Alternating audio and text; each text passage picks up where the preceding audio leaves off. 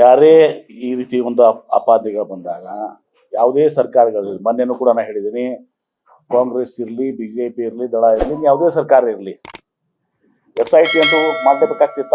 ಗಂಭೀರ ಆರೋಪಗಳು ಬಂದ್ಮೇಲೆ ಅದು ಸುಳ್ಳಿದಾವೆ, ಸತ್ಯ ಇದಾವೆ, ಅದು ಬೇರೆ. ಬಿಜೆಪಿಯವರು ಕೂಡ SIT ಸ್ವಾಗತ ಮಾಡಿದ್ದಾರೆ.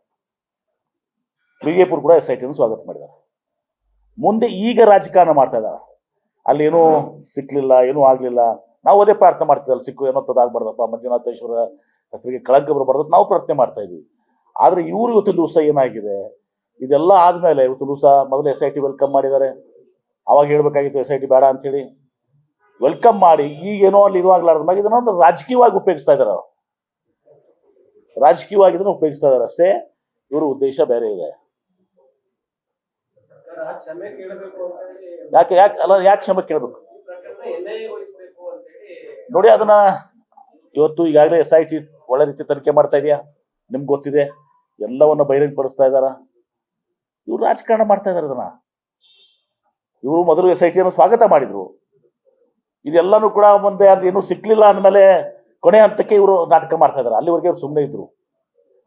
ಮತ್ತು ಯಾವುದೇ ಸರ್ಕಾರ ಇರಲಿ, ಗಂಭೀರವಾದಂಥ ಆರೋಪಗಳು, ಸತ್ಯ ಇರಲಿ, ಸುಳ್ಳು ಇರಲಿ, ಈ ತರ ಇಷ್ಟೆಲ್ಲ ನಾನು 10 ಶವಗಳನ್ನ ಹೂಳಿದ್ದೀನಿ ಇಂಥವೆಲ್ಲ ಹೇಳಿದಾಗ ಸ್ವಾಭಾವಿಕವಾಗಿ ತನಿಖೆ ಮಾಡ್ಬೇಕಾಗ್ತದೆ. ಕೋರ್ಟ್ ಕೂಡ ಕಡೆ ಅದೇ ಹೇಳ್ತವೆ. ಇದರಿಂದ ಏನಾಗುತ್ತೆ, ಈಗ ಒಂದ್ ರೀತಿಯಿಂದ ಇದು ಒಳ್ಳೇದು. ಇವತ್ತು ಧರ್ಮಸ್ಥಳ ಮತ್ತಷ್ಟು ಶಕ್ತಿಶಾಲಿ ಆಗ್ತದೆ. ಧರ್ಮಸ್ಥಳದ ಮೇಲೆ ವಿಶ್ವಾಸ ಇನ್ನೂ ಜಾಸ್ತಿ ಆಗ್ತದೆ ಜನರಿಗೆ.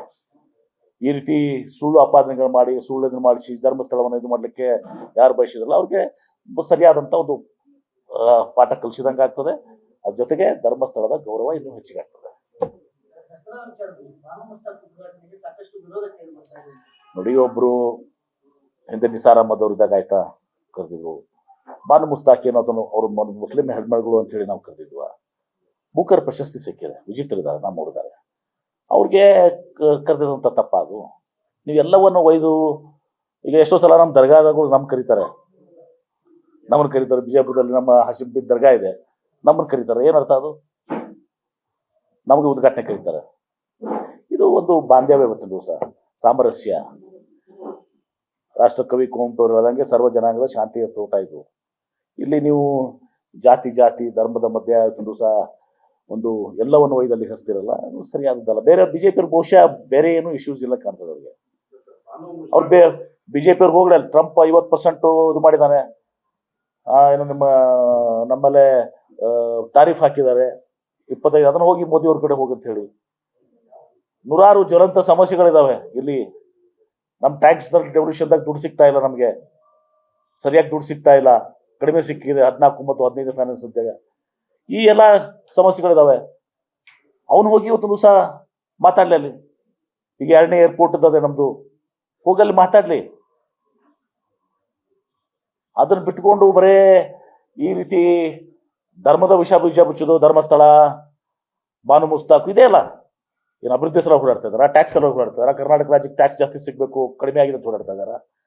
ಅಥವಾ ಇಲ್ಲಿ ಕರ್ನಾಟಕ ರಾಜ್ಯಕ್ಕೆ ಹೆಚ್ಚಿಗೆ ರಸ್ತೆಗಳು ಸಿಗ್ಬೇಕು, ವಿಮಾನ ನಿಲ್ದಾಣಗಳಾಗಬೇಕು, ರೈಲ್ವೇಸ್ ಅದಕ್ಕೆ ಹೋರಾಟ ಮಾಡ್ತಾ ಇದಾರ? ಇದೇ ಅಲ್ಲ, ಬರೇ ಭಾವನೆಗಳನ್ನ, ಜನರ ಭಾವನೆಗಳನ್ನ ಕಲಿಸುವಂತಹದ್ದು. Thank you. ನೋಡಿ, ಈಗ ಶಿವಕುಮಾರ್ ಅವ್ರು ಈಗಾಗಲೇ ಅದನ್ನ ಸ್ಪಷ್ಟನೆ ಕೊಟ್ಟಿದ್ದಾರೆ. ಅವರೊಮ್ಮೆ ಕ್ಷಮಾಪಣೆ ಕೇಳಬೇಡ, ಅದನ್ನ ನಾನು ಮತ್ತೆ ಇದ್ರ ಮಾಡ್ಲಿಕ್ಕೆ ಬಯಸಿದಲ್ಲ.